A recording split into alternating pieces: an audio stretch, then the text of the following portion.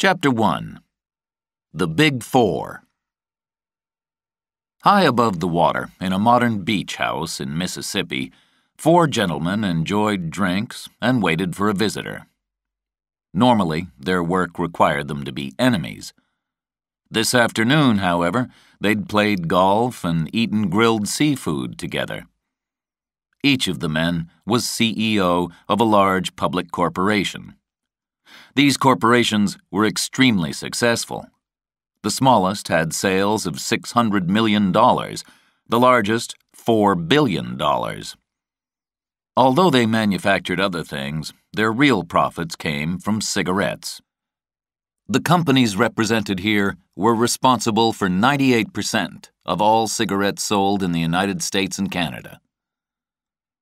The tobacco business was becoming more and more unpopular.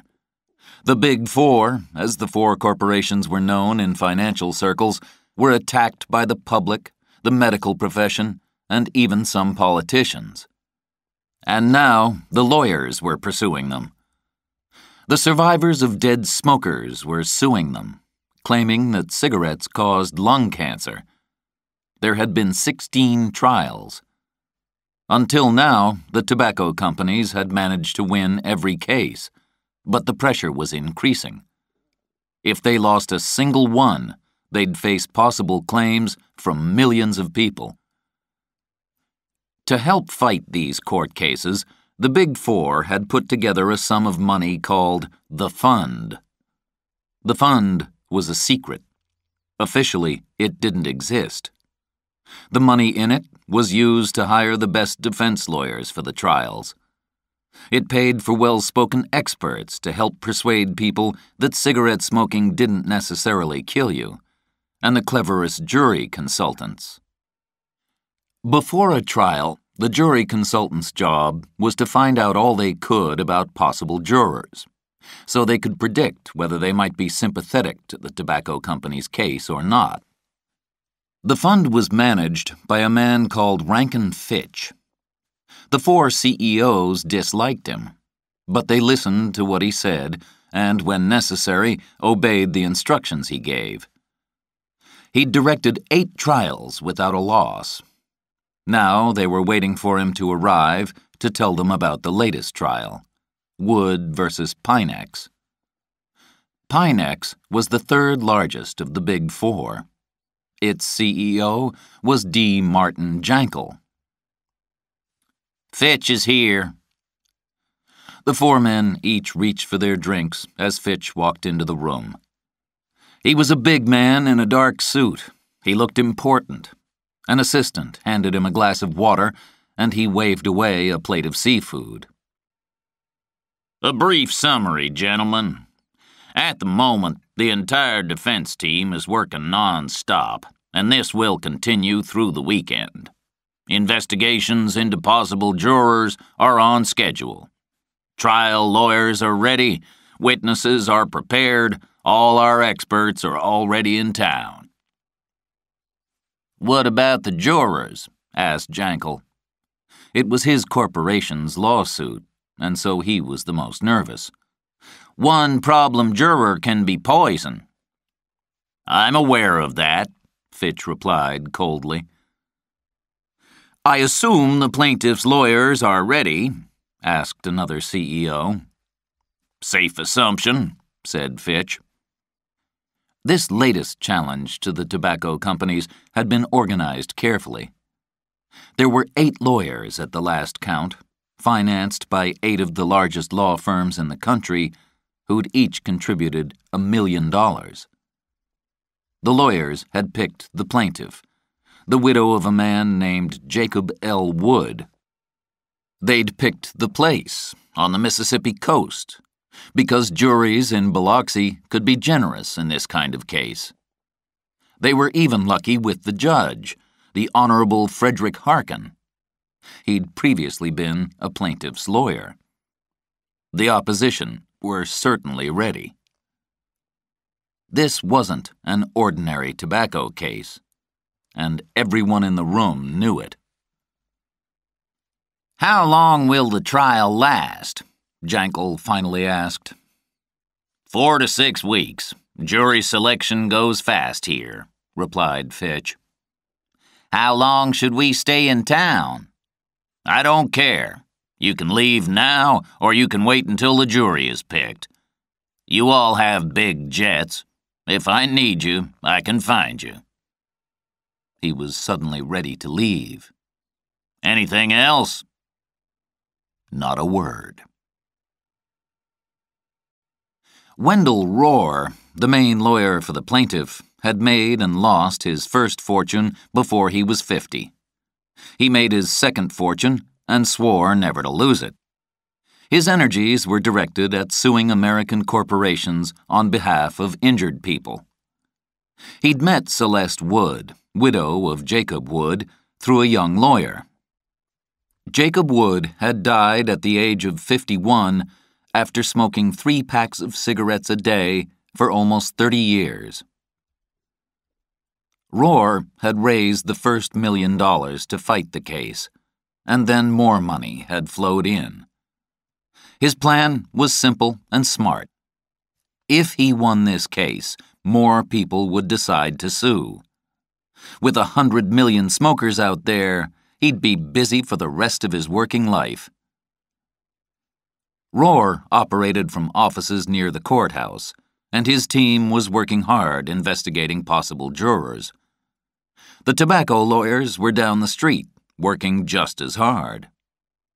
Nothing rivaled the thrill of big lawsuits. By 8 a.m. on Monday, a crowd was gathering outside the Biloxi courthouse. There were Wall Street financial analysts who were specialists in the price of tobacco shares, sent to follow the early developments of the trial. There was a group of people growing larger by the minute, each holding a piece of paper. A jury summons. 7 deputies had been assigned to security duties. At 8:30, the doors to the courtroom on the second floor opened. A court official, Gloria Lane, checked each summons, greeted the people she knew, and organized them into their seats. There were 194 possible jurors. All were given forms to complete. The lawyers arrived in dark suits and tried to look at the jurors without being noticed. Behind the lawyers sat the jury consultants, watching the possible jurors for any gestures, arms folded across the chest or fingers picking nervously at teeth, which might reveal their real thoughts and opinions. Juror number 56, Nicholas Easter, received more than his share of anxious looks. He worried the jury consultants, as they hadn't been able to find out very much about him. The last lawyer into the room was Wendell Rohr. He stared at the possible jurors. These were his people. This was his case, in his hometown. He nodded at a couple, grinned at another. Together, they'd find the truth. Rankin Fitch was also in court, pretending to read a newspaper. Then Judge Harkin arrived. He completed a short welcoming speech. The lawsuit had begun 4 years ago, and the documents now filled 11 boxes. Each side had already spent millions to reach this point. The jury selection started. 6 people over the age of 65 who hadn't been identified by the computer were free to leave. 5 of them left. "Is anybody legally blind?" the judge asked. Slowly, a hand was raised from the center of the pack. Juror number 63, Mr. Herman Grimes, age 59, computer programmer, white, married, no kids. What was this? Did nobody know this man was blind? The jury consultants whispered on both sides. "Mr. Grimes, you are excused from jury duty. You're free to go." Herman Grimes didn't move. He just looked at whatever he could see and said, "Why do I have to leave?" "Because you're blind." "I know that." Who says blind people can't serve on juries? You tell me why. If it's written in the law is unfair, and I'll sue. If it isn't written in the law, I'll sue even faster.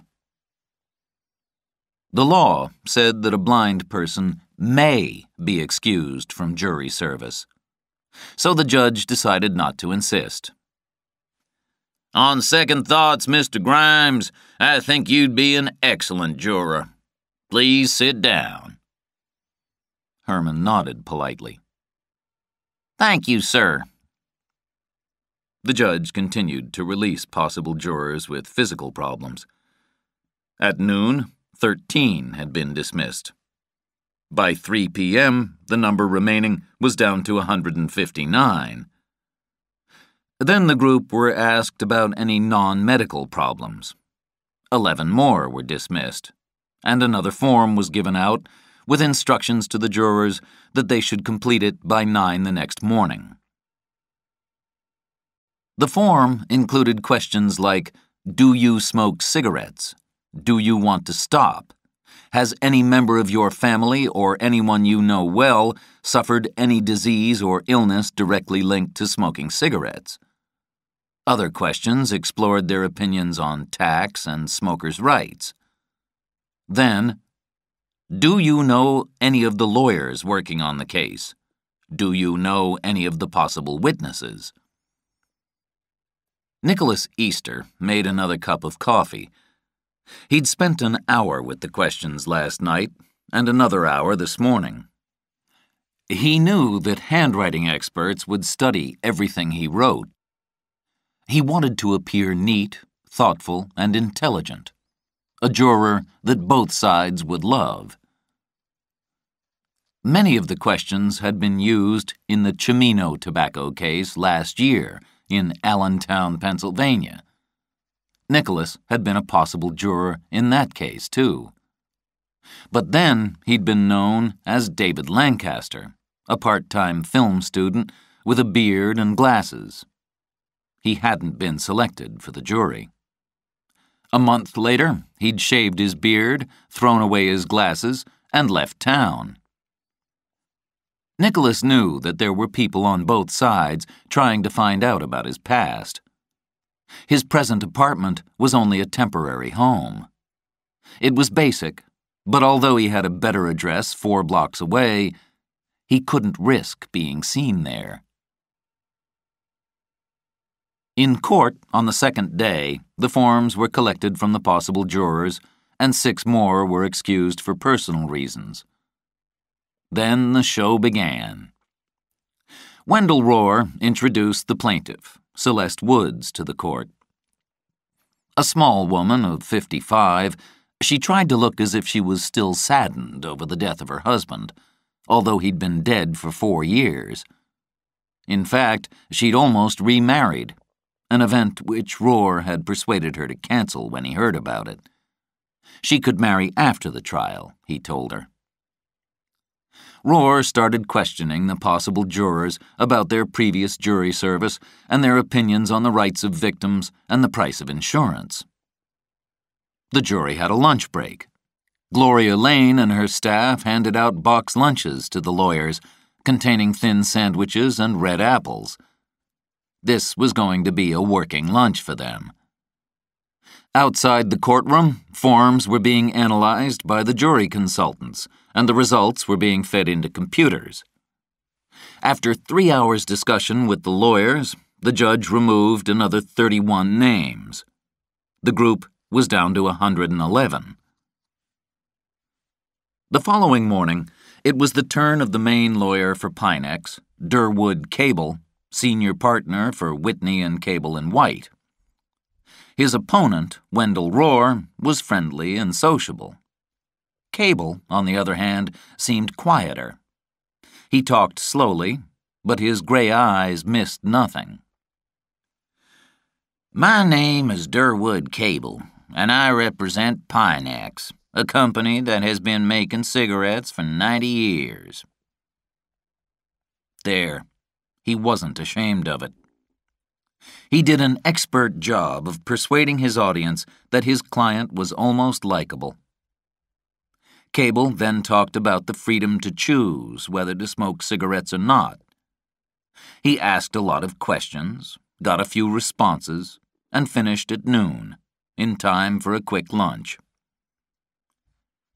Before 3 o'clock, the lawyers on both sides had to agree on the final jury selection. According to the rules, each side could ask for a number of strikes, which meant that a possible juror could be dismissed for no reason. Because of the importance of this case, Judge Harkin had granted each side the right to do this 10 times, instead of the usual 4. The process started.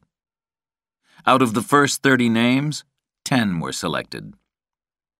Finally, the jury was complete, and Nicholas Easter had become the 11th juror for Wood versus Pinex. When the courtroom was opened at 3, Judge Harkin called out the names of the chosen 12. Nicholas, 27, was the second youngest juror. There were 9 whites, 3 blacks, 7 women, 5 men, 1 blind. In the corner of the jury box, there were 3 extra jurors. These would replace any member of the jury who had to leave the jury for some reason. The judge forbade the jurors from discussing the case with anyone, and with a pleasant smile, dismissed them for the night.